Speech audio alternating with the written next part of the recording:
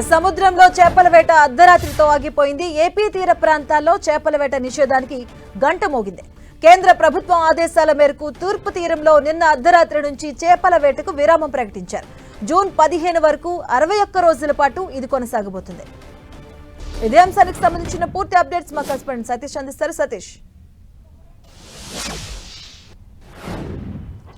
మధు, మత్స్యకారులకు సంబంధించి సముద్రంలో వేట నిషేధాన్ని కేంద్ర ప్రభుత్వం అయితే నిర్ణయించింది. అంటే 2 నెలలు 61 రోజుల పాటు ఎటువంటి మత్స్యకారులు కూడా మెకనైజ్డ్ బోట్ కానీ మోటార్ బోట్ కానీ ఈ 2 బోట్లకు సంబంధించి ఎటువంటి మత్స్య వేట చేయకుండా వేట నిషేధాన్ని అయితే ప్రభుత్వం నిర్ణయించింది. ఆ నిషేధం మేరకు అంటే మత్స్యకారులను ఆదుకునేందుకు జీవన భృతి ఇచ్చేందుకు ఈ 2 నెలల పాటు కూడా ఈ సుమారుగా 20,000 రూపాయలు ఇచ్చేందుకు అయితే మాత్రం ఆంధ్రప్రదేశ్ ప్రభుత్వం, కూటమి ప్రభుత్వం కూడా నిర్ణయం అయితే తీసుకుంది. ప్రస్తుతానికి మనం కాకినాడ జిల్లా సముద్ర తీర ప్రాంతం జట్టి దగ్గర అయితే మాత్రం ఉన్నాం. ఇక్కడ ఒక్కొక్క బోటు అంటే నిన్న అర్ధరాత్రి 12 గంటల నుంచి వేట నిషేధాన్ని అయితే మాత్రం ప్రభుత్వం తీసుకున్న నిర్ణయానికి మత్స్యకారులందరూ కూడా ఒక్కొక్కరుగా జట్టీల వద్దకు అయితే చేరుకుంటున్నారు. ఈ రోజు అర్ధరాత్రి లోపల ప్రతి ఒక్క బోటు కూడా ఒడ్డుకి చేరుకొని ఇక్కడ సుమారు 61 రోజుల పాటు అయితే మాత్రం ఇదే ప్రాంతంలో నిలిపివేసుకునేందుకు అన్ని రకాల ఏర్పాట్లు, బోట్లను కూడా సిద్ధం చేసుకున్నట్లు విజువల్స్ రూపంలో కనుక మనం చూసుకుంటే కనుక ఒక్కొక్క బోటు అంటే సముద్రంలో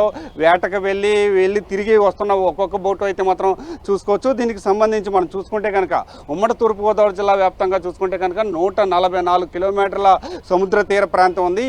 9 మండలాలకు సంబంధించి మత్స్యకారులందరినీ కూడా ఒడ్డుకు వచ్చేందుకైతే మొత్తం ఒడ్డుకి రావాలని చెప్పి ఇప్పటికే మత్స్యశాఖ అధికారులు కూడా ఆదేశాలు కూడా జారీ చేశారు. ఆ ఆదేశాల మేరకు బోట్లన్నీ కూడా ఒడ్డుకైతే చేరుకుంటున్నాయి. 61 రోజుల పాటు ఈ కేవలం ఒడ్డుకే ఈ బోట్లన్నీ కూడా పరిమితం అవుతాయని కూడా మనం చెప్పుకోవచ్చు. అంటే ఈ 2 నెలల పాటు సముద్ర తీరంలో మత్స్య సంపదని ఉత్పత్తి అవడానికి కోసం అయితే మాత్రం పూర్తి స్థాయిలో అంటే 2 నెలలు గ్యాప్ ఇవ్వడం వల్ల ఈ మత్స్య సంపద కూడా పెరిగే అవకాశం ఉన్న నేపథ్యంలో కేంద్ర ప్రభుత్వం తీసుకున్న నిర్ణయానికి అయితే మాత్రం మత్స్యకారులందరూ కూడా గౌరవించి వేట నిషేధాన్ని అయితే మాత్రం తీసుకున్నారు.